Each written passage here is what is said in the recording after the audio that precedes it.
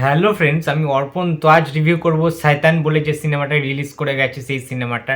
তো সিনেমাটা কেমন লাগলো? দেখো বন্ধুরা, একটা জিনিস, এই সিনেমাটা যারা যারা দেখতে যাবেন, যারা যারা নার্ভটা দুর্বল, তারা প্লিজ যাবেন না এই সিনেমাটা দেখতে। এই সিনেমাটা ভৌতিক সিনেমা নয়, এই সিনেমাটা ভূতের কোনো ঘোস্ট রেফারেন্স নেই। বাট তার সত্ত্বেও যেটা রয়েছে সেটা হচ্ছে একটা ভয়ানক একটা অ্যাটমসফিয়ার রয়েছে সিনেমাটার মধ্যে। গোটা সিনেমাটা জুড়ে টেনশানে ভরপুর একটি সিনেমা। মানে যে ঘন্টা থাকবেন আপনারা হলের মধ্যে, রীতিমতো চিন্তা ভাবনা মাথায়, টেনশন, এরপরে কি হতে পারে, কিভাবে বাঁচবে, এইরকম একটা সিচুয়েশান। একটা ভালো, সুন্দর, হ্যাপি, হাসি খুশি পরিবার বা একটা হ্যাপি ফ্যামিলি কিভাবে আস্তে আস্তে গুমড়ে মুচড়ে তাদের মধ্যে একটা অশান্তি নেমে আসে, বা তাদের একটা ভয়াবহ পরিস্থিতি নেমে আসে তাদের উপর দিয়ে, একটা কালো ছায়া পড়ে সেই ফ্যামিলির ওপরে। সেই পুরো বিষয়টা না এত ভালো করে ইউটিলাইজ করা হয়েছে শয়তান সিনেমাটায়, সেটা তোমরা না দেখলে বুঝতে পারবে না। আচ্ছা, প্রথমেই বলে রাখি, এই সিনেমাটা কোনো অরিজিনাল সিনেমা নয়, গুজরাটি সিনেমা ব্যাস, সেইটার রিমেক ভার্সান শয়তান। বাট যে পুরো first to last frame two frame remake সেটা কিন্তু নয়।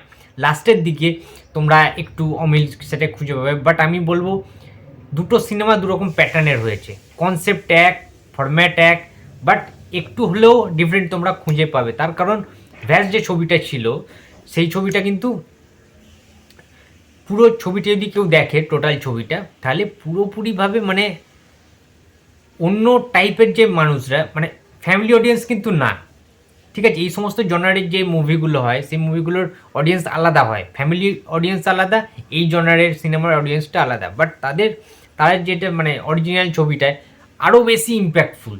মানে লাস্টের যে মুমেন্টগুলো ছিল অনেক বেশি গুজবাম্পস দেবে, অনেক বেশি ডিপ্রেসড হয়ে যাবেন যারা দেখবেন বা যারা দেখেছেন। বাট শয়তানের ক্ষেত্রে সেইটা কিন্তু হয়নি।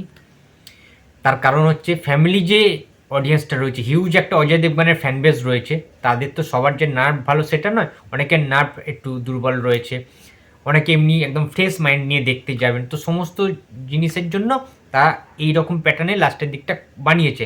বাট ওভারঅল যদি বলি, প্রচণ্ড ইম্প্যাক্টফুল একটি সিনেমা শয়তান, যেখানে আমরা, সবচেয়ে বড় কথা অজয় দেবগানের কথা আমি পরে আসছি, মাধবনকে হ্যাটসঅপ জানাতে চাই আমি।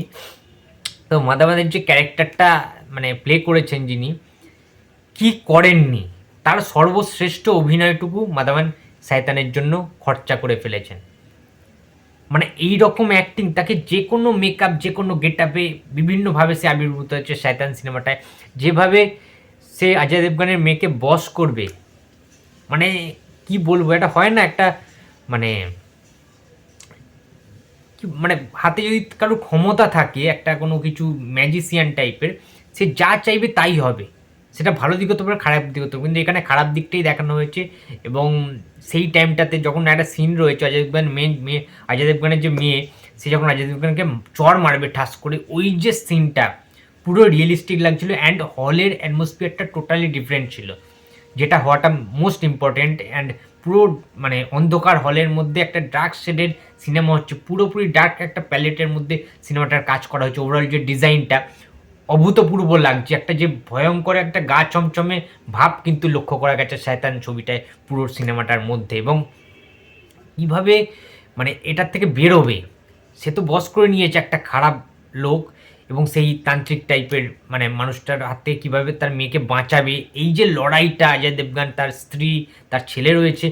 সো মানে অবিশ্বাস্য একটা ব্যাপার কিন্তু মানে ঘটেছে এই সিনেমাটায়। আমি কোনো কম্পেয়ার করছি না, বাট এইটুকুনি বলতে হবে, যারা দৃশ্যায়ন দেখেছো, যারা অজয় দেবগানের লাস্ট ভোলা সিনেমাটা দেখেছো, সেটাও কিন্তু তার প্রডিউস একটা সিনেমা। তো অজয় দেবগানের প্রোডাকশানের যে কোনো সিনেমার কিন্তু আলাদা একটা ভাইব রয়েছে, আলাদা একটা জায়গা রয়েছে, আলাদা একটা ওয়েট থাকে তার প্রোডাকশানের সিনেমা। অ্যান্ড অজয় দেবগান যে পোর্শানগুলো মানে তার ছিল আর কি, Ajay Devgn one of the best versatile actor, আমরা সবাই জানি। বাট এই সমস্ত সিনেমাগুলো মানে ফাটিয়ে অ্যাক্টিং দেয় অজয় দেবগান, খুব একটা বেশি যে হাই ফাই কিছু সেটা না, বাট ইমোশনাল যে জায়গাগুলো আছে, যে বিজিএম ব্যাকগ্রাউন্ড মিউজিক ফিল দেবে, মানে তোমরা ঢুকে যাবে সিনেমাটার মধ্যে, তোমরা নিজেরাও ইনভলভ হয়ে যাবে সিনেমাটার সাথে সাথে, এবং পরতে পরতে টেনশানে তোমরা ভাবতে থাকবে যে এরপরে কী হতে পারে, এরপরে কি হতে পারে। মানে এই ব্যাপারটাই তো থাকাটা একটা, মানে এইরকম সিনেমায়, থ্রিলার একটা সিনেমায় সাসপেন্স থাকাটা খুব ইম্পর্টেন্ট, মোস্ট ইম্পর্টেন্ট সাসপেন্স থাকাটা। পরতে পরতে তোমরা সাসপেন্সটাকে উপভোগ করতে পারবে।